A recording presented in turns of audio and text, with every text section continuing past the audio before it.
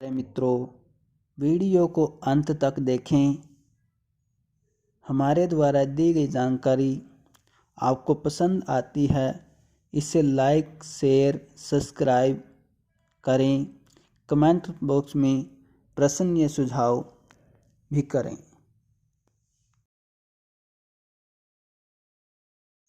ओम गुरुर्ब्रह्मा गुरुर्विष्णु गुरुर्देवो महेश्वरा गुरु साक्षात् परब्रह्म तस्मै श्री गुरुवे नमः। ओम अखंडमंडलाकारं व्याप्तं येन चराचरं तत्पदं दर्शितं येन तस्मै श्री गुरुवे नमः। ध्यानमूलं गुरुर्मूर्ति पूजामूलं गुरुर्पदं मंत्रमूलं गुरुर्वाक्यं मोक्षमूलं गुरुकृपा। नमस्कार प्यारे मित्रों, एक बार फिर से आपका हमारे YouTube चैनल ज्ञान चक्र में स्वागत है। कैसे हैं मित्रों आप लोग? आशा करता हूं कि आप सब लोग ठीक होंगे। आज हम बात करेंगे वैशाख पूर्णिमा के बारे में। इसका मुहूर्त कब है और कब से कब तक इसको मनाया जाना है।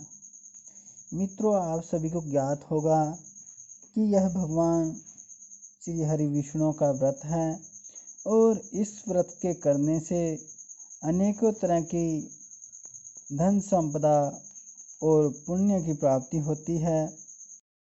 गांव देहात में इसको काफ़ी मान्यता दी जाती है। चलिए बात करते हैं वैशाख पूर्णिमा के बारे में।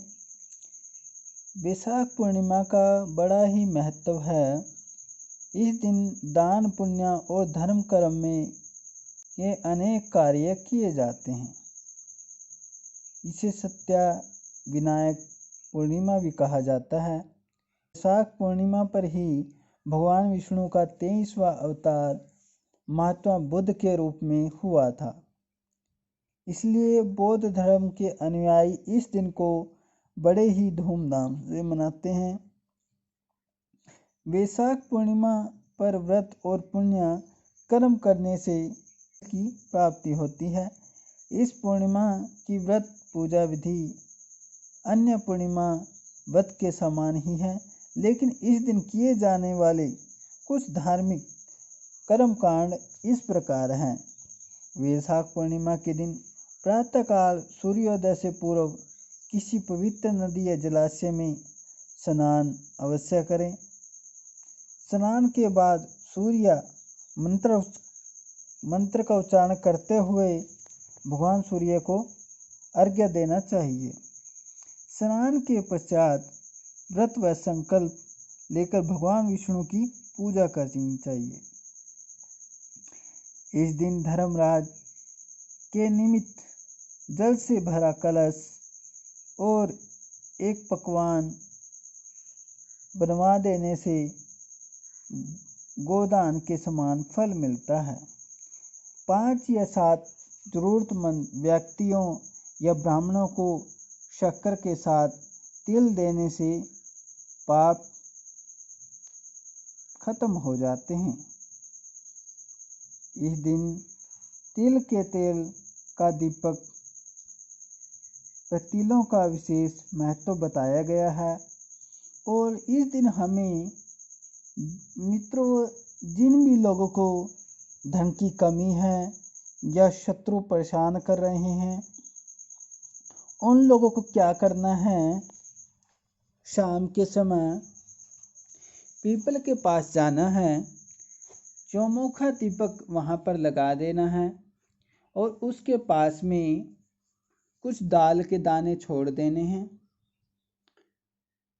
और प्रार्थना करनी है, जितने भी हमारे शत्रु हैं भगवान आपकी कृपा से वो हमारे मित्र हो जाएं या हमसे दूर चले जाएं।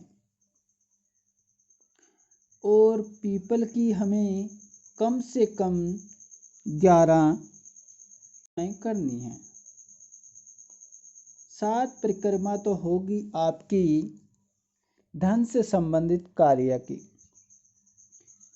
और जो 4 परिक्रमा हैं वो होंगी आपके शत्रुओं के नाश की। आपके शत्रु आपसे दूर चले जाएंगे या फिर आपसे मित्रता का व्यवहार करना शुरू कर देंगे। वैशाख पूर्णिमा पर धर्मराज की पूजा करने का भी विधान है। इसलिए इस व्रत के प्रभाव से अकाल मृत्यु का भय नहीं रहता। और जिस व्यक्ति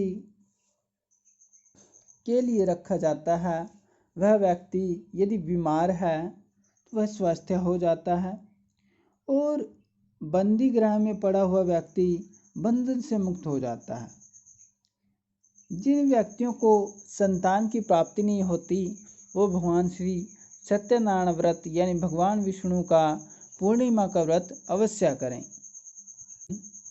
कृष्ण के बचपन के साथी सुदामा जब द्वारिका उनके पास मिलने पहुंचे थे तो तब भगवान श्री कृष्ण ने उनको सत्यविनायक पूर्णिमा का विधान बताया था, और इसी व्रत के प्रभाव से सुदामा के पास अनेक तरह की संपत्तियां आई और दरिद्रता का नाश हुआ। पीपल वृक्ष को देवों का देव कहा गया है। स्वयं श्री कृष्ण ने गीता में कहा है कि मैं वृक्षों में पीपल हूँ।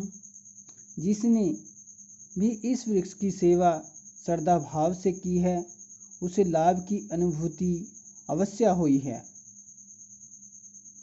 आप भी आने वाली शुक्ल पक्ष पूर्णिमा से यह कार्य शुरू कीजिए और भगवान विष्णु के हो जाइए, जिससे माता लक्ष्मी आप पर प्रसन्न हो जाएगी और आपको धन से परिपूर्ण कर देगी। यदि कोई व्यक्ति लगातार अस्वस्थ रह रहा है तो यह अल्पायु का योग है। उस व्यक्ति को भी पूर्णिमा के दिन पीपल के सामने दिया अवश्य लगाना चाहिए, जिसे हम चौमुखा दीपक कहते हैं। यदि आपके शत्रु परेशान कर रहे हैं तो इस उपाय को अवश्य करें। हनुमान चालीसा भी वहां पर आप बैठकर पढ़ सकते हैं। कम से कम 7 बार अवश्य पढ़ें।